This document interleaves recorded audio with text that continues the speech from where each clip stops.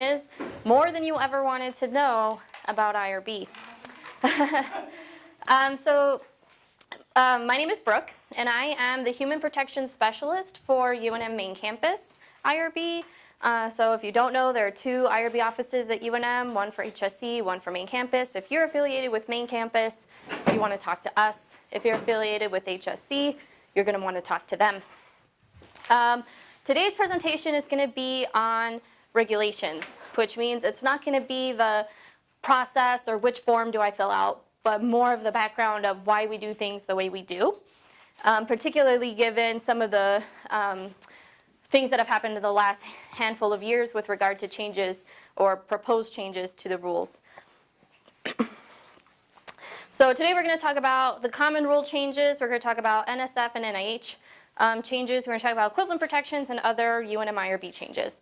I encourage you, I welcome you to please ask questions while I'm presenting because this material is kind of hard to grasp if you're not in it all the time every day like I am. And so talking about it when the slide's up can help be a better anchor than holding till the end.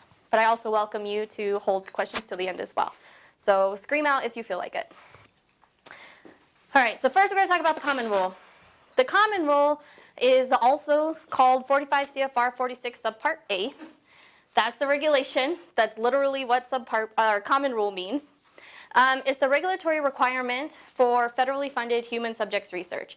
So the common rule is what the U.S. federal government says you need to do if you're doing human subjects research. And it's called the common rule because it's a rule that has been adopted by several government agencies with certain exceptions for the DoD. They said, oh yeah, we're going to do common rule, but not really. And the FDA does not do common rule either. They have their own set of regulations, which means you could potentially have common rule and FDA regs apply to your research. So some history. So the common rule was implemented in 1991. That was the first time the US federal government had a set of rules for ethical conduct of research. We could go back in time, if you wanted to, a little bit about Nazi Germany and when Europe took on ethical rules and how these came to be about. So if you have those kinds of questions, you can ask. So 1991, 45 CFR 46 is established.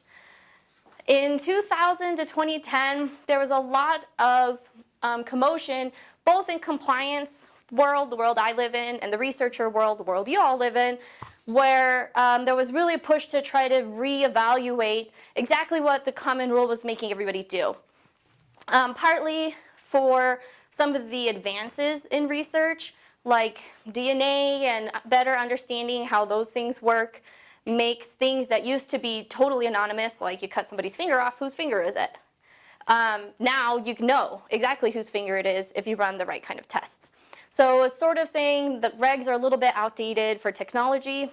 The other thing was people were really arguing that it sort of adds a lot of burden that aren't necessarily actually protecting participants, which is literally what the IRB's mission is. That's really why we're there.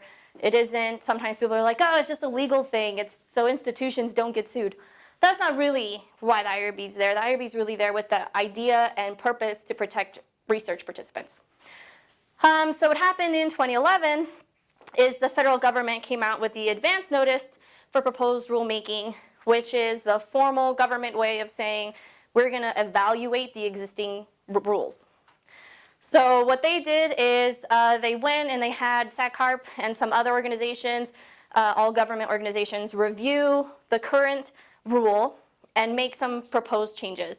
Like, some of the things you might have heard about were like exclusions, changing the exempt categories, different things like that.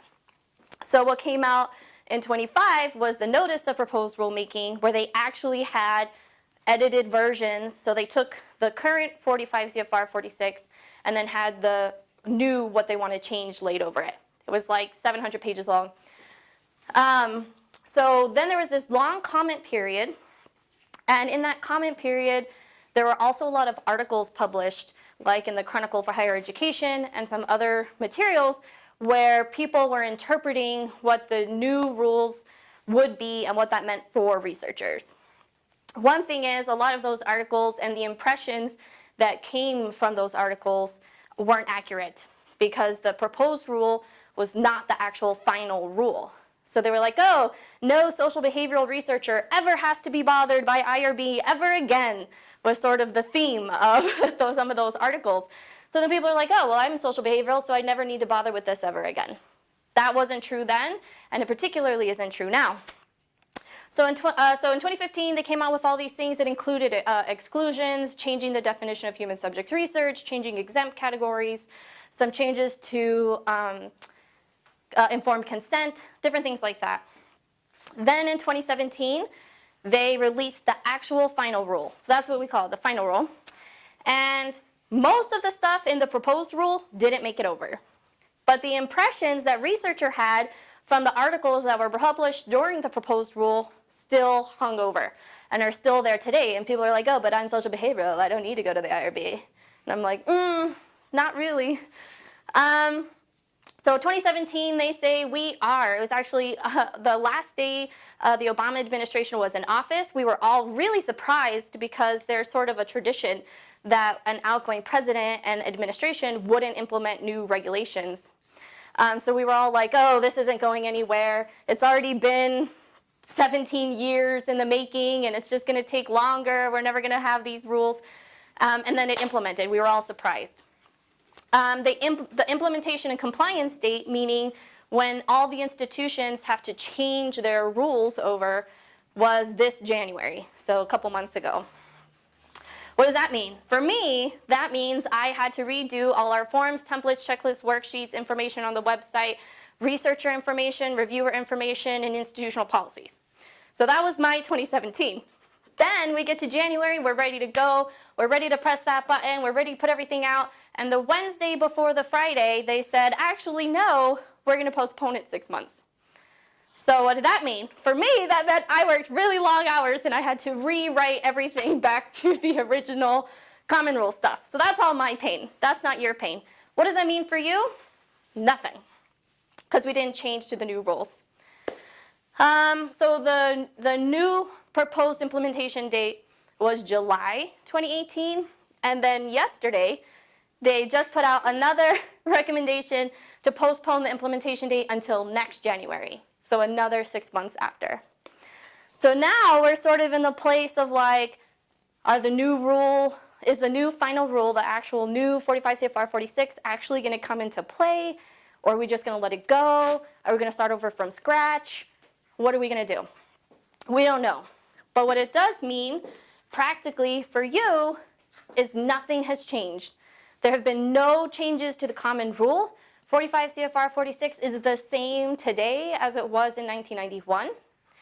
So a lot of the impressions that researchers got from some of the articles that were published at the time of proposed rulemaking are all not relevant at all.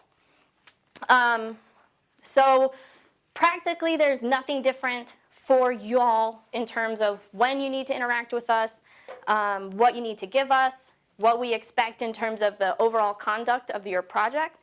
All of that is exactly the same. So that is the changes to the common rule. In summary, there are none. Once the final rule does become implemented, if it becomes implemented, then there will be a lot more workshops and education on how it might impact you. But really, it has a lot more to do with impacting me and my job than it would have to do with a researcher. Because the concept, getting away from rules and whether or not I should or want to follow them, really it all comes down to the ethics of human subjects research. And that's what the actual regulations are based in, are the ethics that back in the day people said this is really what human subjects researchers need to be doing. So even if the new rule comes out, it changes a little bit of my job, but it really still won't change what you need to do, when you need to do it, and what you need to do, which is conduct ethical research. Any questions about common rule? Super exciting. Y'all can quote right now and be like, oh, common rule, 45 CFR 46. Impress your friends. So there have not been changes to the federal regulations, but there have been some changes to some of the funding agencies' rules. NIH, for example, has had changes to their certificates of confidentiality. clinical trials and GCP training and single IRB review. So this isn't the common rule federal regs. This is if you're applying for NIH funding, these are some differences or changes that they've had since then, or changed. So certificate of confidentiality, what it is it's a document that a researcher gets when they have sensitive data, and it's to protect the disclosure of that data. So what it means is if I'm doing a study where, let's say I'm having worked on an intervention for opioid use, and I'm trying to make people stop using opioids. So my research, I want to know who is it and whether or not they're using. Well, that means I know that this person here used opioids yesterday, which is a crime. Which means if he went to court and they said, we want to know if you used drugs in the last 6 months, the courts could subpoena my research data and I would have to release it, unless I have a certificate of confidentiality. So if the courts came and said, I want this data, I would say, here's my certificate of confidentiality that says I don't have to give it to you. So certificates of confidentiality have been around already. It was really primarily used in those kinds of instances where I really had sensitive data about people. Then I would ask for a certificate. The change is that now NIH is giving out that certificate regardless. So if you're NIH funded, here's your certificate. Excuse me. And previously they actually gave you a certificate, and now it's just included in the notice of award. So as a researcher, one thing you really want to do is read your notice and make sure you understand what it's telling you. Because if you do have a certificate of confidentiality, which you will if you're NIH funded, then you want to make sure you understand what that means you need to do. What do you need to do? A couple of things. So one thing is, if I have a parent grant or a center grant, the certificate of confidentiality covers all of the pilot projects I'm funding, which means I want to make sure, as a PI of the center grant, that I've explained to all the researchers I'm funding that they have to adhere to these rules as well. Same with subawards. So if it's a subaward situation, it would be the same. You need to adhere to these as well. Another thing is if you have a research project that is funded by NIH, and then the NIH funding ends, and now you're having that project be funded by some other mechanism, you would need to apply for a COC in order to cover all of that. Because the original NIH data is covered by the COC. If it's still an active project, you would need to get a COC to cover the rest of it. So I mentioned before where if I had sensitive data, I could apply for a COC. Now if I'm funded, it's automatically granted. If I'm not a funded researcher, but I'm still doing sensitive research, I can still apply for a COC in the same mechanism. So they didn't take away the ability for non-funded researchers to do it. They just automatically granted it to funded researchers. What do you have to do? So what a COC is saying is that you have to put in protections to protect that data. You have to make sure that you're aware of when something can be disclosed and when it can't be, and you need to make sure that everyone else who is interacting with that data also understands that. It protects all copies of the research record into perpetuity, so forever and ever, amen. And like I mentioned earlier, it's immune from legal processes. So in data sharing or subaward examples, you want to make sure that you're clear to the researchers who are collaborating with you that they need to adhere to the same rules, the same protections. Also, participants need to be informed about the protections and the limitations of that protection.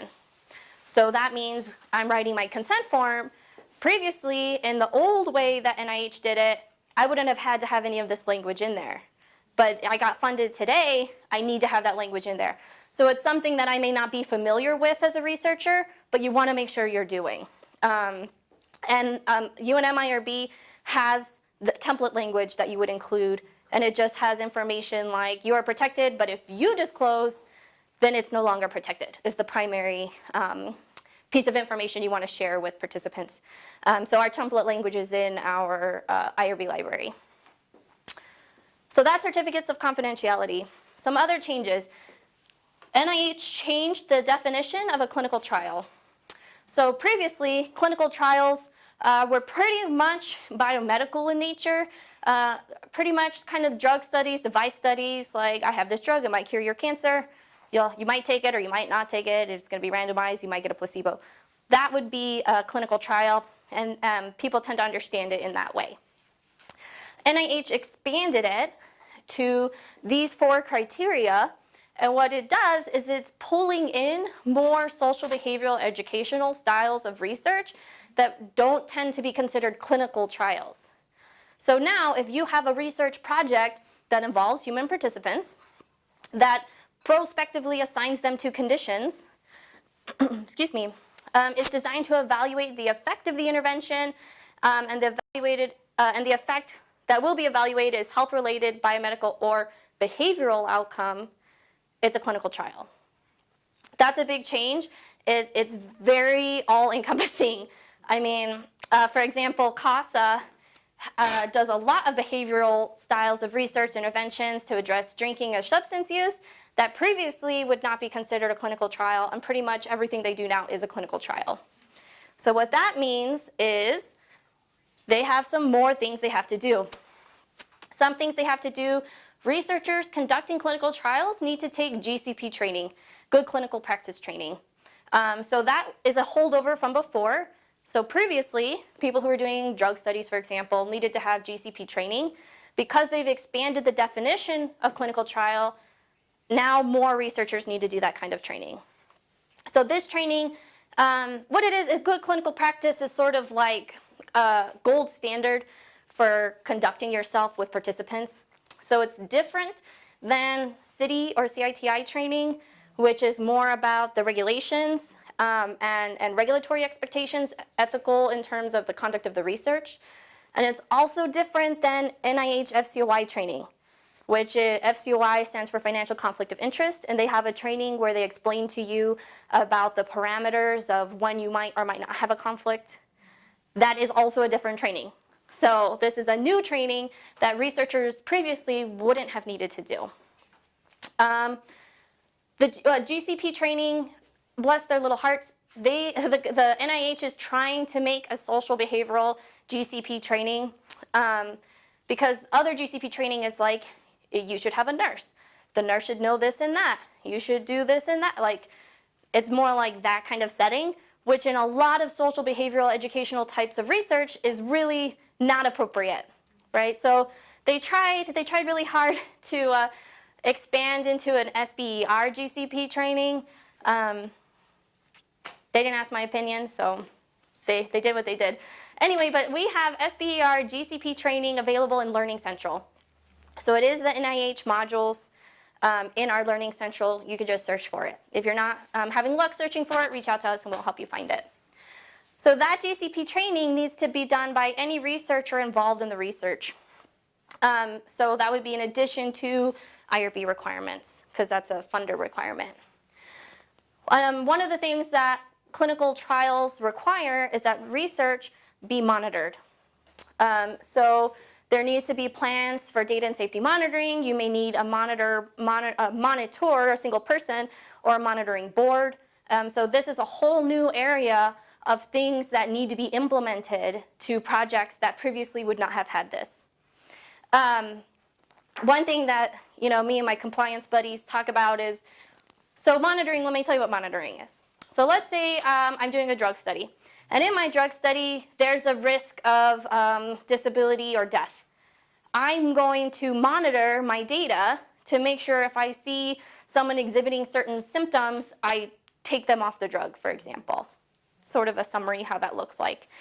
So monitoring in a social behavioral context would have been, let's say I'm asking questions about suicidality.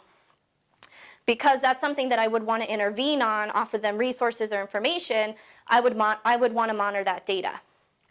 With the broadening of the definition of clinical trial, now it could be anywhere that's a human subject, prospectively put into interventions, et cetera, those 4 categories, but it may not necessarily be sensitive information, like risk of death or suicide are not necessarily things that are going to be part of that research. So what it means to actually monitor that me and my compliance buddies don't have a really clear vision. So if you're going to be applying for an NIH grant that's going to be defined as a clinical trial and you're not sure, the best thing to do is reach out to our office and let's do some brainstorming and figure out what makes sense. Because it doesn't make sense necessarily to expend a lot of resources, personal or financial, to secure, you know, an MD who's doing all this stuff, and then you're like, it just doesn't make sense. So the traditional way of doing monitoring may not be the best way to do it for that kind of study. So you'll want to talk to us. Another thing is it must be registered on clinicaltrials.gov. There's a specific way that we do that here at UNM. If you got to do it, you want to reach out to us, and we'll go through those steps. And the consent form has to be posted. So there's just some different requirements that will need to be in place for studies that consider clinical trials, which means more social behavioral educational studies are going to be considered clinical trials because of the broadened definition. In summary. Another requirement is a requirement for single IRB review. So this is one that can be kind of confusing because the final rule, back talking about common rule stuff, also had a requirement for single IRB review. And that requirement, because the final rule has been delayed, has also been delayed. But NIH is saying, no, anything that's NIH funded needs to have a single IRB. What that means is, if I'm doing multi-site research, so I'm here at UNM doing my project, and I have a collaborator at ASU doing a project, then we have to come to an agreement who is going to be our single IRB to do the review. So it's more than just me and my buddy being like, you do it, no, you do it, right? It's between institutions. It's an agreement between institutions, which means that for us, it'll involve OSP and IRB, and similar at ASU. So we would have to call ASU, or ASU would call us. We'd make all an agreement. Everything would have to be figured out. And the person or the entity that's going to be the single IRB review needs to be decided at the time you propose. So it's another piece in the proposal making process. Not only do you have to decide what questions you're going to ask and how you're going to do it, how many people, now you have to consider who's going to be the IRB of record. And it is for multi-site national studies. If you have international partners, the single IRB rule would just be for the US multi-site groups. Let's see, did I miss anything?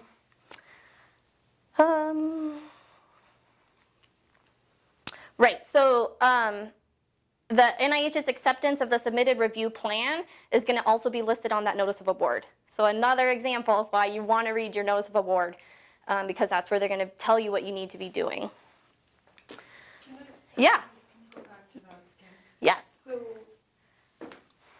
we're planning to submit an NIH grant, and we're looking at a clinic that's social behavioral. So when we talk about the IRB of record, it's not just implied that, for example, I submit, like right now I have mine under IRB, Health Sciences and Main Campus, but two different. That's separate from that. That means it's not just the UNM IRB, or is it that particular process of IRB, meaning that the other party has to agree, right? That right. You are, so if it is us, then that we would be the single IRB. Right. Even though, let's say, so for example, a community clinic has their board, has, you know, their whole process of compliance, we would have to work that out to see yes. if they're, I mean, I would imagine we're going through that process now, but I would imagine that it's a, you know, acceptance, approval, whatever. Right. And making sure that that is all worked out, and then that agreement as to who's going to be the IRB. Yeah, so let me give you some details there. Let me color this out a little bit. So an IRB is a specific entity, but the term IRB is often used to encompass anyone who's doing an ethical review of human subjects research, right? So in the example that you gave, what becomes really important is who has an FWA. So an FWA is more reg, right? More than you ever wanted to know about IRB. Okay, so an FWA stands for Federal Wide Assurance. And the FWA is essentially a commitment between an institution receiving federal money for research and the federal government that says, I'm going to follow your rules. is essentially what that is. So entities might have review boards, but not necessarily an FWA. So when we say single IRB, we're specifically meaning the IRBs set up with FWAs, not necessarily review entities. So that can also get complicated.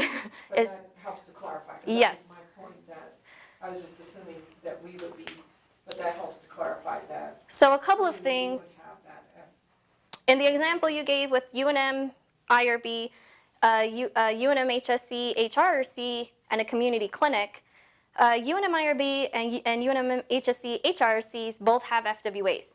So we couldn't both review it. There would have to be some kind of agreement in place for that. Yeah, we'd have to go, this one would go through main campus. Okay. So the main campus IRB with the clinic. Yeah. So let's make it UNM and ASU just so we could have a difference. So the decision about who the single IRB isn't inherent. There is no automatic, it would be us or them.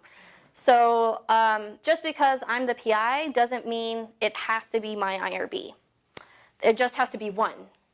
So then we get into some other issues like where's the research actually happening. So even though it's my research and I'm the PI and I'm here at UNM, maybe everything I'm doing is in Phoenix. So maybe the cultural context of that site makes them a better IRB than mine just because I'm PI. So then we sort of have to look at what makes sense in terms of who's being designated as the IRB of record.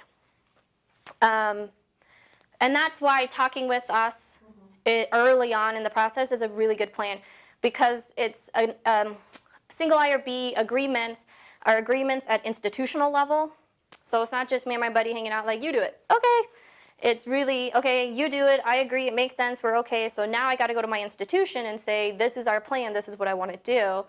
Then UNM as an institution would go to ASU as an institution and say, so we're going to take that on, and they have to agree to let us or not let us, and we might have to talk it out and negotiate to figure out what makes sense. So it's a more complicated process. This is brand spanking new. So questions like, well, what happens if they don't agree? No idea what happens, because NIH is saying, we're not going to fund your grant if you don't have a single IRB, and here we are like, well, I want to do it. No, I want to do it. No, I want to do it. Like, what happens? We're not sure. So what if they don't have FWA? FWA? Yeah, so they're the clinic and it's main us, and of course they probably do have a review, but they don't have the federal, so. right. So you would need to do whatever the site says you need to do to be able to use that site. Right, but I mean in terms of the single. Right, it wouldn't apply because they don't have an FWA. Right, so it would be then us. You would work with your site like you have always done. Right, okay, Yeah, so that doesn't change. okay. Yeah, whatever the site's requirements are, you would still need to do. The only difference is you wouldn't have to apply to UNM IRB and ASU IRB. That's the only difference with the single IRB. So it is important to know that single IRB doesn't mean you don't have to get community approval in whatever context that is. And whatever context they or requests they have, or in order to come to my school, you have to go talk to my superintendent, you have to go talk to my school district. Right. You would still need to do all of that. Right. Okay. Excuse me. Same thing with tribal research. So, for example, Navajo Nation has a Human Research Review Board. They don't have an FWA. So if I was going to do a research project, and it's me and on Navajo Nation, so I do need to go through Navajo Nation Human Research Review Board, we wouldn't have a single IRB agreement. I would be the single IRB because it's my study, I don't have any collaborators, but I would still need to go through whatever approval process Navajo Nation asks for. All right, NSF changes. So there have also been a couple of changes in NSF. These are a little old. They've been around for a couple years now, but it's good to mention them. So NSF is a lot of NSF funding is generally for more of the hard sciences types of projects. And a lot of research in hard sciences don't involve human subjects. It's like, I'm going to craft this really cool robot, and we want to make it open doors or something. Humans aren't involved in that. NSF, what they changed was, in some of their grants, they're asking for a social behavioral component. So now I made my robot that opens doors, but now I have to have a component where I can see whether or not it's actually usable in the context, a human context. So now I have to include human subjects research as part of my project. So what that means is a lot of people who never had to do IRB ever before are now having to learn about it, because if they want that grant, they're going to have to be doing some surveys or interviews or other kinds of research that includes people. So literally the thing to know is, if this is you, come and talk to the IRB.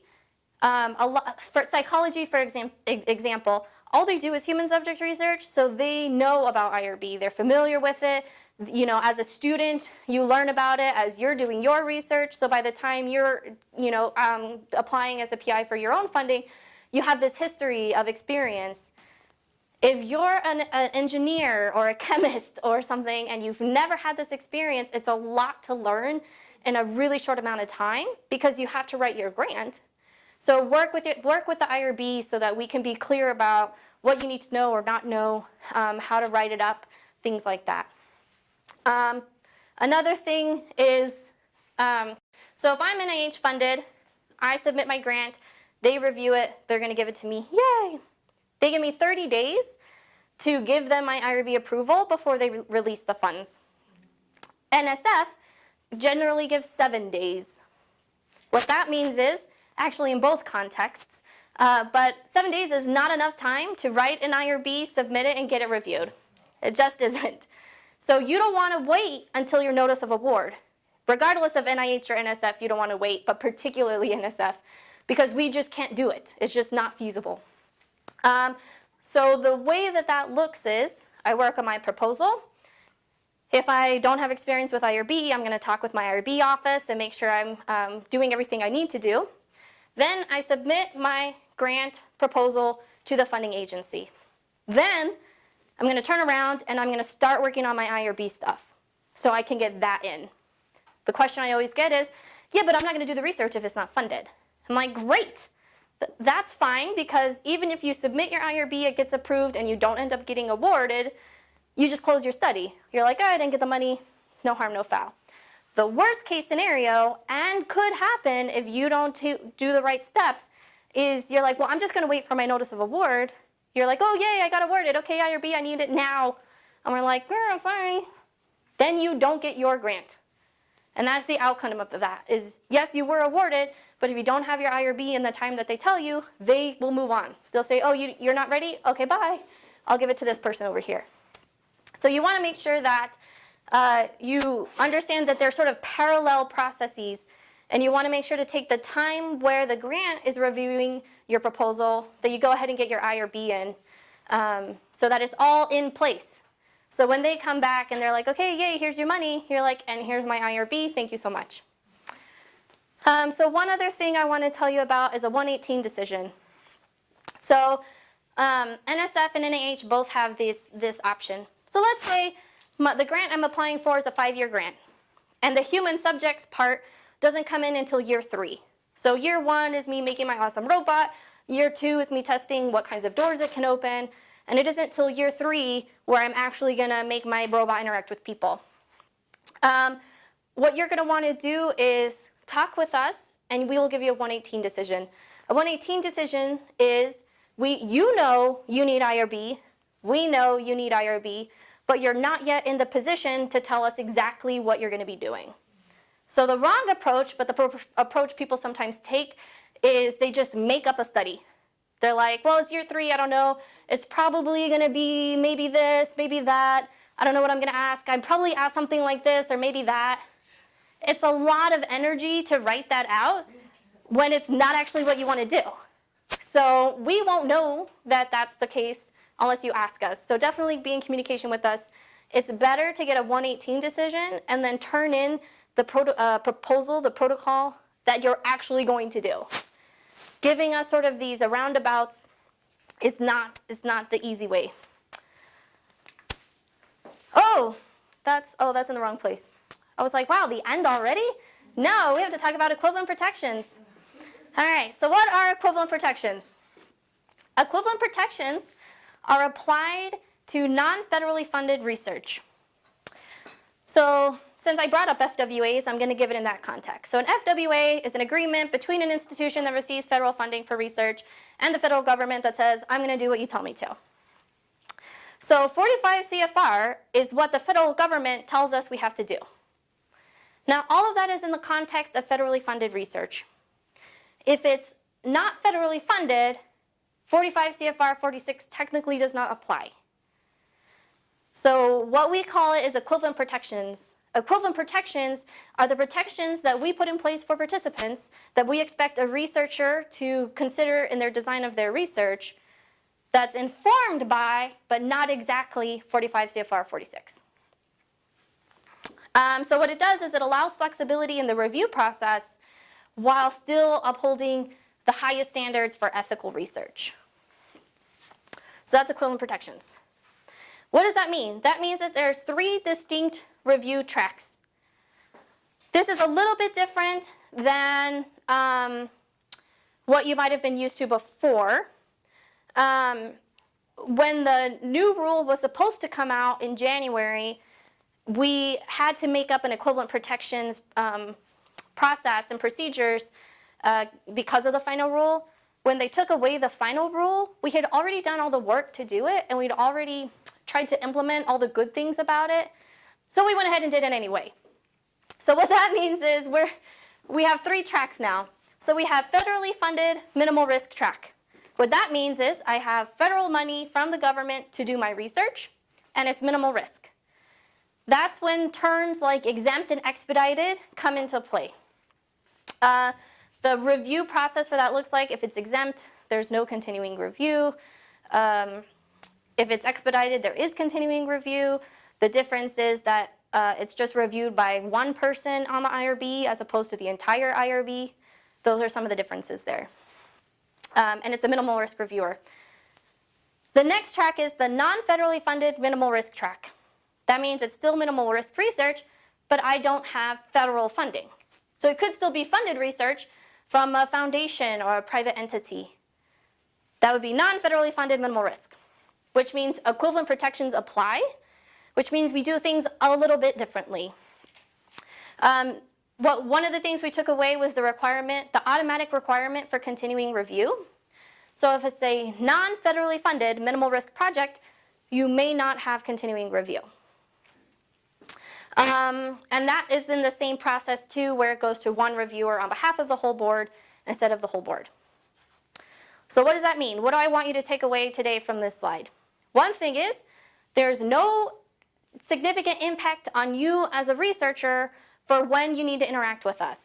If you're doing human subjects research, you need to be submitting to us. The other thing is, it takes away the prominence, I guess, of the terms exempt and expedited, which people never really understood to begin with. People thought exempt meant, I don't got to do anything because I'm exempt from it. It's not what it meant. And people think expedited meant really fast because, you know, expedited mail means it gets there faster than otherwise. Also not the case. So the terms aren't necessarily intuitive to what they actually mean according to the regulations. So what that means is, if you're doing non-federally funded research, don't show up at my door and be all like, I want an exempt review, because I'm going to be like, it's not a thing. It's not a thing. The two don't go together anymore. If you want an exempt review, go get funding, would be my response, I guess. So one thing I want everyone at UNM to do is flush their brains of exempt and expedited. These aren't the magic milestones, the magic sticker you get on your research that says, oh, I want an exempt project. The way you should be designing your research is what you need to do to have successful outcomes. Don't get caught up in these terminologies that aren't really intuitive and don't mean what you think they mean. If you're doing human research, you got to come to the IRB. It's the same paperwork for all of the research. You just got to tell me what you're doing.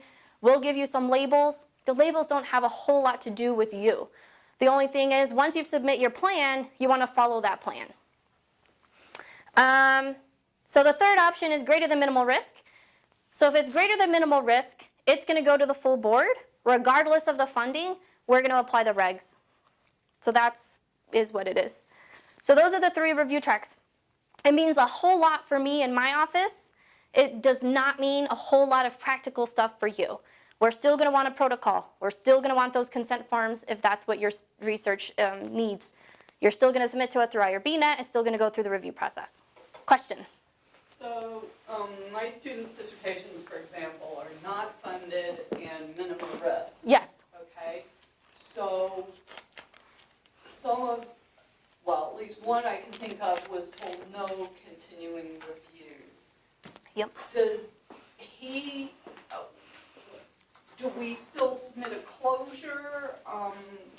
But we just don't, you know, supposedly it takes him 4 years to do his dissertation, which I hope. Yeah, fingers crossed it doesn't. But suppose it takes 4 years, do we just not have to, does this just mean now he got the approval, he just doesn't have to do anything until he finishes the dissertation and closes it? Yes. He just does his thing? Yes, unless he makes any changes, like this was the survey, now it's that survey. In that instance, you would still come back to our office. But yes, if you have no continuing review, conceivably you would not interact with our office again until you're done.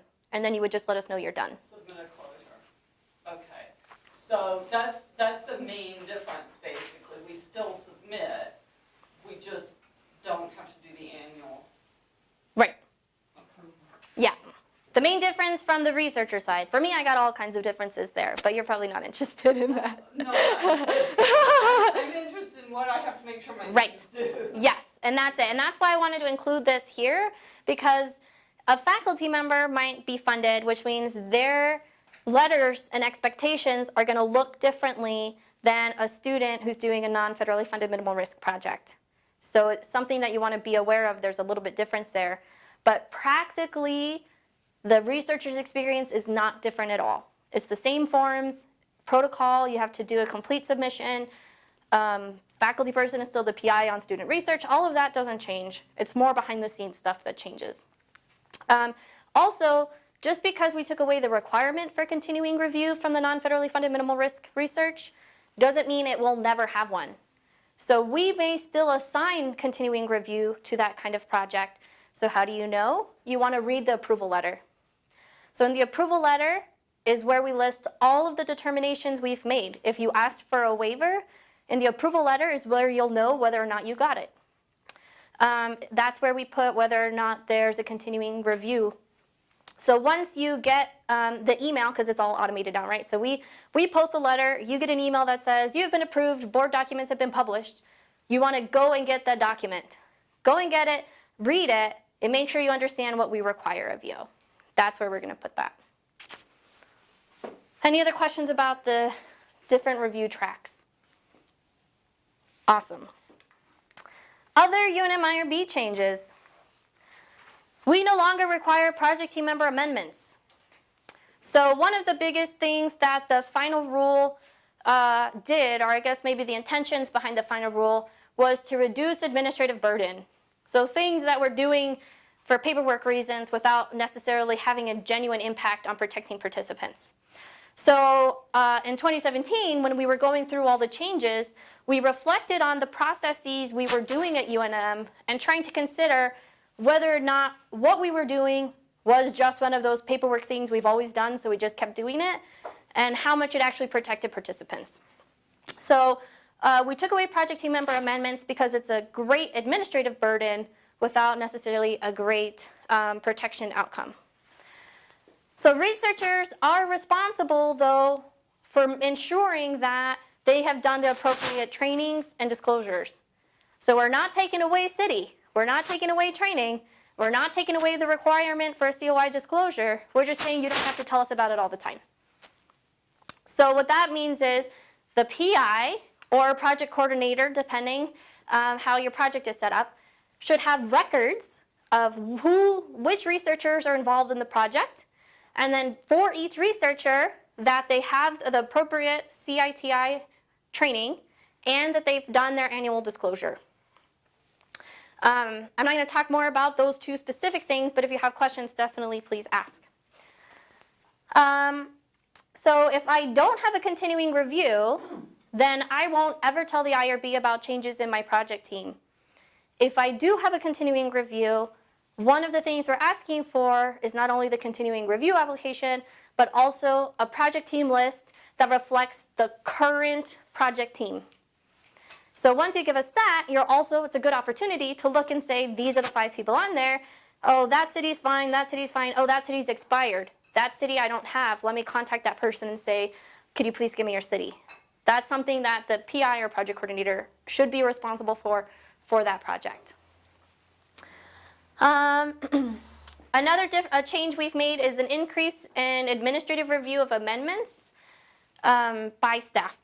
So it's more, again, differences in my office that don't necessarily impact you a lot, but it is something that we're doing to try to increase efficiency of turnaround times. So if it's a very minor change, we'll just do those in-house. If it's still a substantial change, it's still going to go through the same amendment process like it has always gone through. It's not something you can ask for.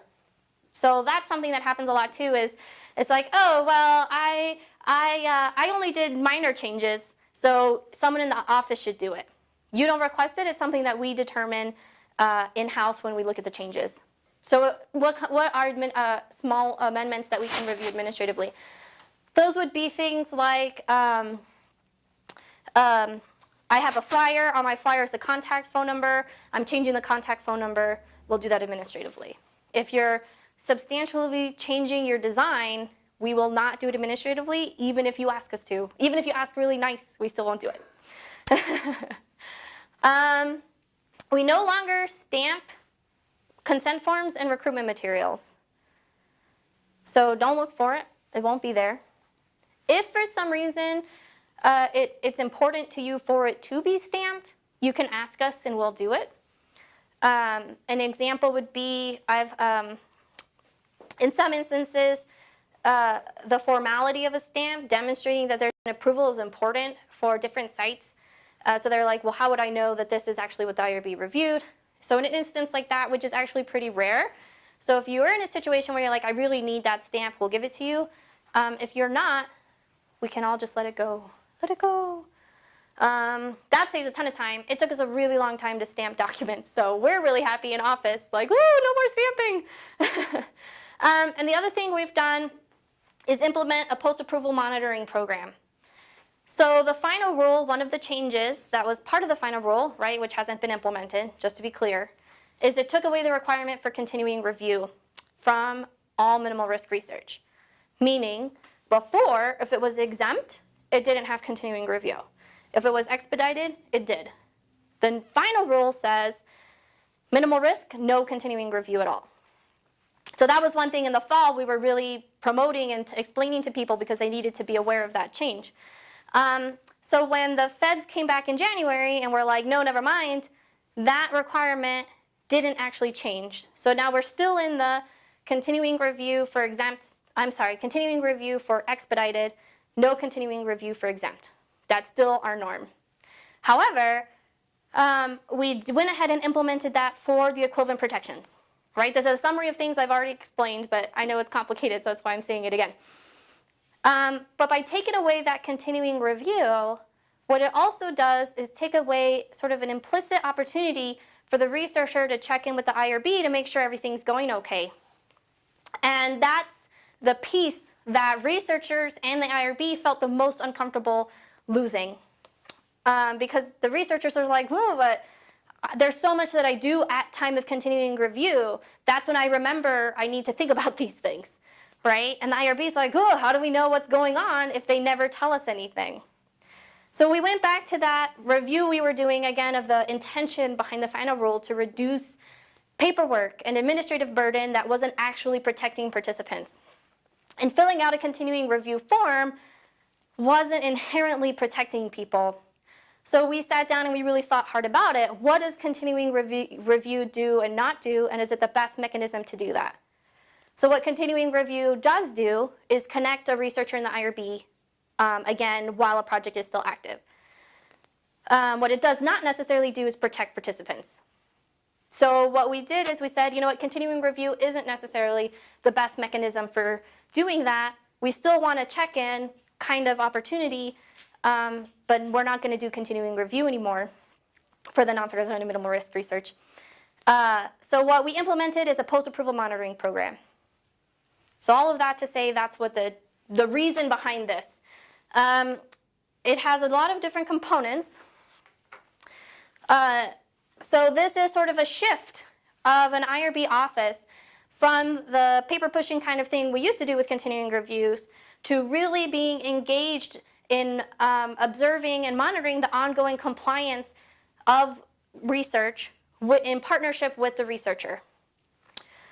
So what does that mean? That means that there's a lot of different things the IRB might ask you to do that are new and different than asking you in a year to give me a paper.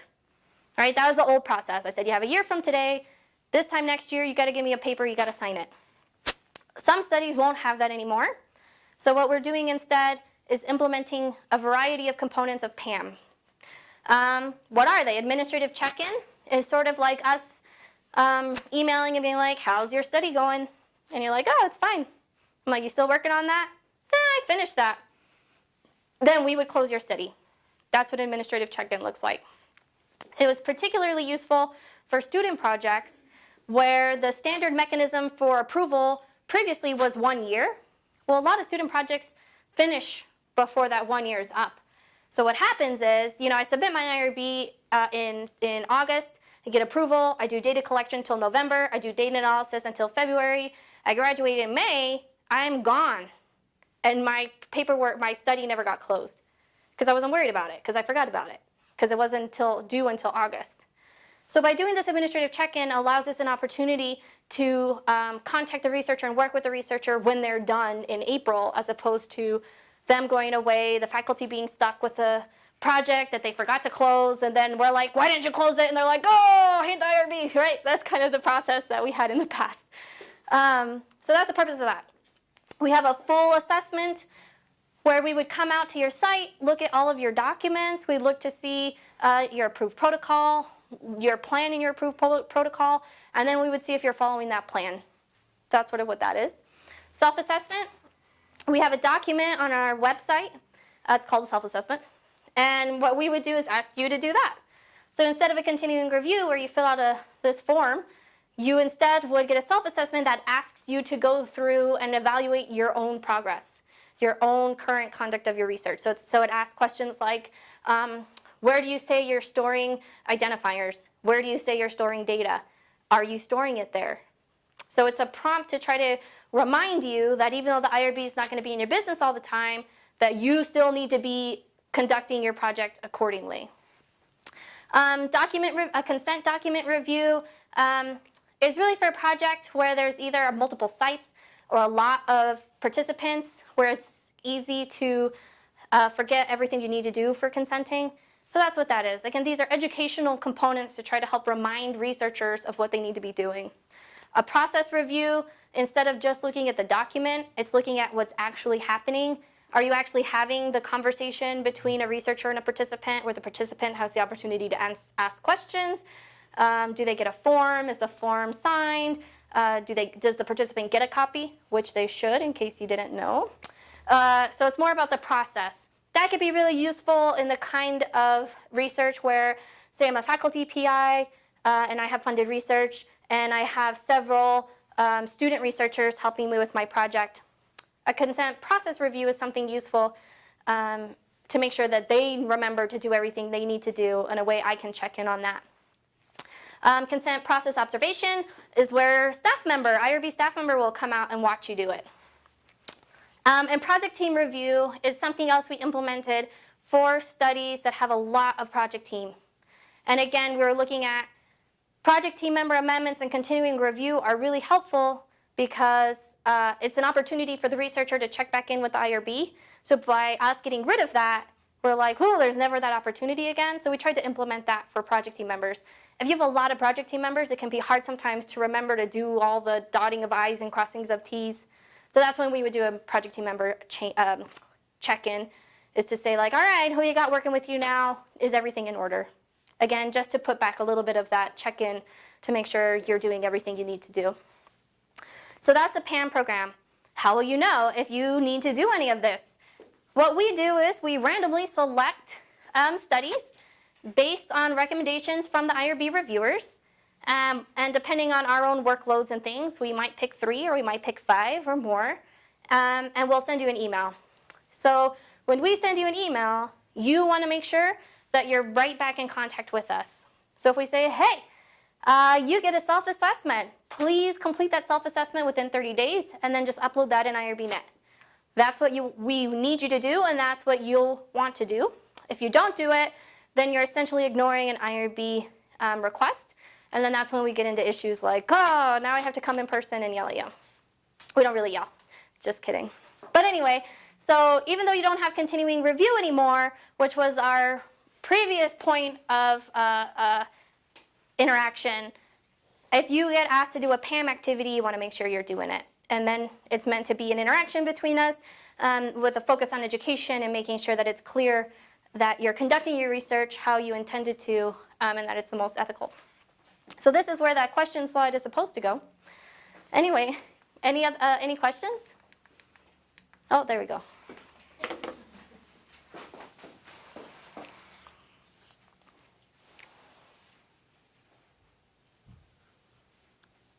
Awesome. So I just want to let you guys know about a couple of things we have.